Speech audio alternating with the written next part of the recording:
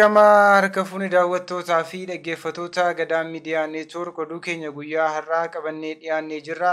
Hangafoota oduutiin eegalla. Waraanni bilisummaa Oromoo zoonii lixaa tarkaanfii godina Buunnoo Beddellee aanaa Makkootti fudhateen aanatti to'achuu isaa ibse. Namoonni weeraraa dhibee busaatiin lixa Oromiyaatti du'aa jiran kan gabaafamaa jiruun ol akka ta'e waldaan hakiimota Oromiyaa ibse. Godina Qeellam Wallaggaa aanaa Anfillootti waraanni mootummaa namoota nagaa ajjeesaa jiraachuun himame.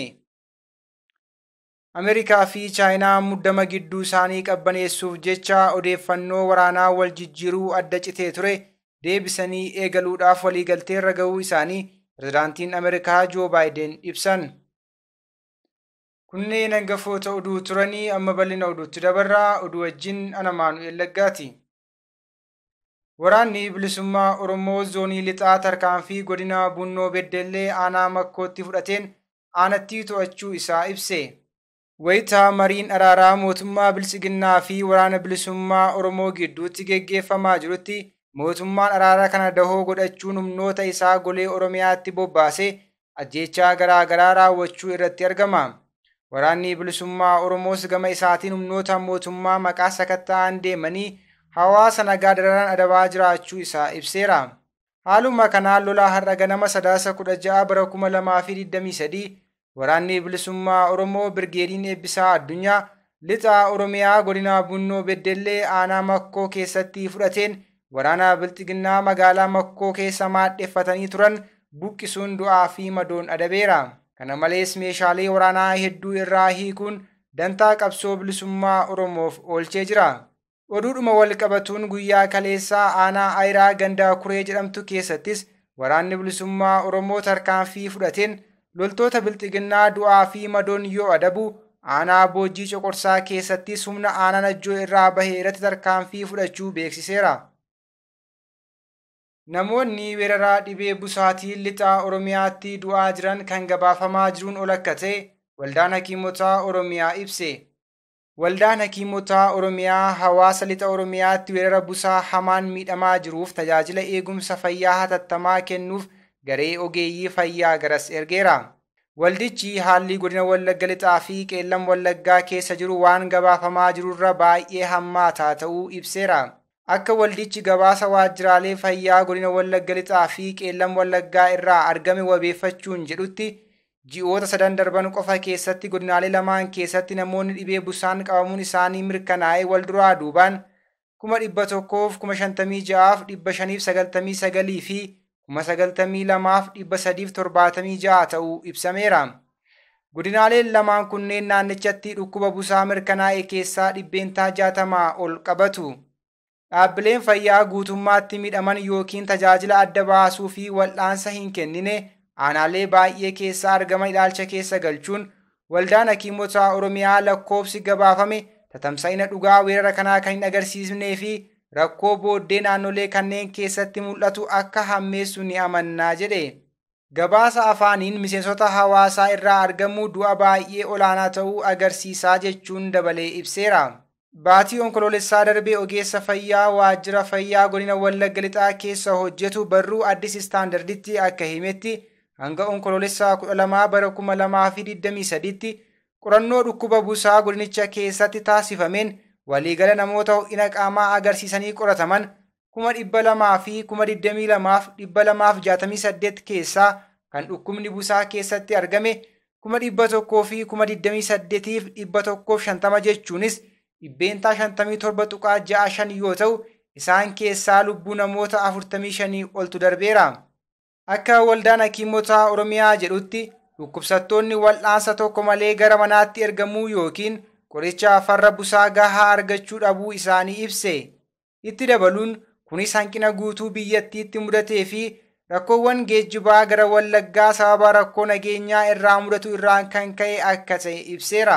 Gareen deebii atattamaa waldaa hakiimota Oromiyaa qoricha farra busaa fi meeshaalee yaalaa biroo deeggarsa maallaqaa diyaasporaa fi miseensota isaa dabalatee qooda fudhattoota adda addaatiin bitaman qabate godina Wallagga lixaa aanaa Begii ganda Gunfii fi Kobor akkasumas Qeellam Wallaggaa aanaa Hawaa Galaan gandoota Gabaa Roobii fi Machaaraa gaheera.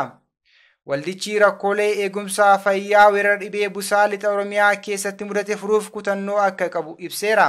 Dhaabbata mootummoota gamtoomanitti qindeessaan gargaarsa namoomaa UNOChaan gabaasa dhiyeenya kana baaseen naannoo Oromiyaatti namoonni 700,000 fi 74,000 ji'oota waxabajjii hanga fulbaanaa gidduutti dhibee busaatiin qabaman keessaa lubbuun namoota 180 darbuu ibseera.